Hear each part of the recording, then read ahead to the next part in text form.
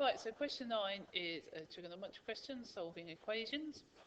So part A, this is actually, I always think, one of the world's easiest questions to solve, because it wants to solve the equation sine 2x equals sine 48 degrees. Well, rather like with our logs, if log of something equals log of something else, if sine of something equals sine of something else, those two things must be equal. So 2x must equal 48 degrees. It's not quite the whole story with trig, because remember that with trigonometry, so we've got a sine graph, this goes on forever, and if there's a solution here, then there's another solution here, there's another solution here, there's another solution here, and so on. So we get lots and lots of solutions for trigonometric equations. So that's why they've given us the interval. So they want to go from 0 to 360 degrees.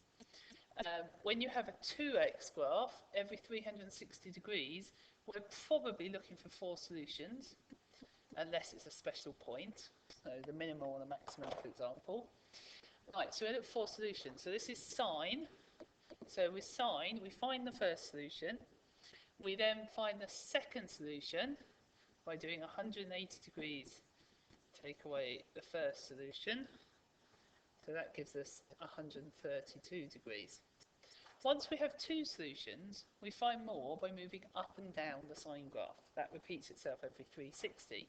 So the next solution is 48 degrees plus 360, which is 408 degrees. And then we take the second solution now, and we add 360 degrees to that. Okay. Now, I know to stop there because I'm expecting 4 solutions. What if you weren't sure? Well, the next solution would be the third one plus 360. So that would be 408 plus 360 degrees, which would be 768 degrees. Well, how do I know that's not going to work? Well, they want x to go between 0 and 360. Well, that means 2x must be between double 0, you get 0, double 360, you get 720. Well, this is above 720, so that's too high. And as soon as I've got one that's too high, as long as I've been going up logically in the pairs, I know that I need to stop. Well, that's what 2x is. This is where the rules applied. So as soon as you've done the inverse sine, inverse cos, inverse tan, that's where you can apply the rules you've learnt. What I now have to do is, that was x, that was 2x, I now want x. So to get from 2x to x, sorry, I'm going to divide by 2. So I divide all my answers by 2.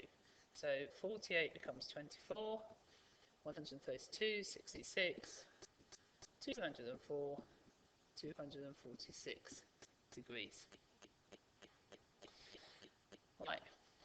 Part B, they want to solve a different type of equation. They've not given us any hint. You should have learnt in your core 2 these identities that you need to learn, which is sine x over cos x equals tan x, and also sine squared x plus cos squared x equals 1. How do I know which to apply? Well, this equation here doesn't have any squareds in it.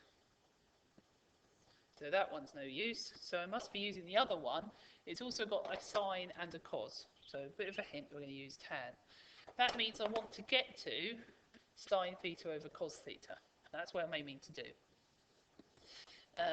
So in order to help me get there, I'm going to move the 3 cos theta to the other side. So I get 2 sine theta equals 3 cos theta. I can then divide by cos theta.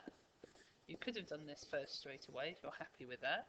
So that's going to give me 2 sine theta divided by cos theta equals 3. Okay, sine theta over cos theta is tan theta, so 2 tan theta equals 3. That then gives me tan theta. So you notice it's 2 lots of tan theta. I only want 1 lot of tan theta, so let's divide by 2. So tan theta is 3 over 2. This is where I do my inverse tan. So using my calculator, I do inverse tan Oh, first of all, I check I'm in degrees mode. Okay, so I'm in degrees mode. Inverse tan of 3 over 2, which tells me that it's 56.31 degrees. Now with tan, to get the next answer, you do the first answer plus 180. Because remember that the tan graph is the one with the asymptotes, it repeats itself every 180 degrees. So I take my answer, plus 180, which gives me 236.31 degrees. And I check the question, they want the nearest 0.1, so theta equals 56.3 degrees, 236.3 degrees. Again, I know to stop, I'm expecting, if I look at the interval, they want us to go up to 360. If it's a standard theta or x, I'm expecting 2 answers in that range there. However, again, I can check, the rule for tan is just keep add or subtracting 180.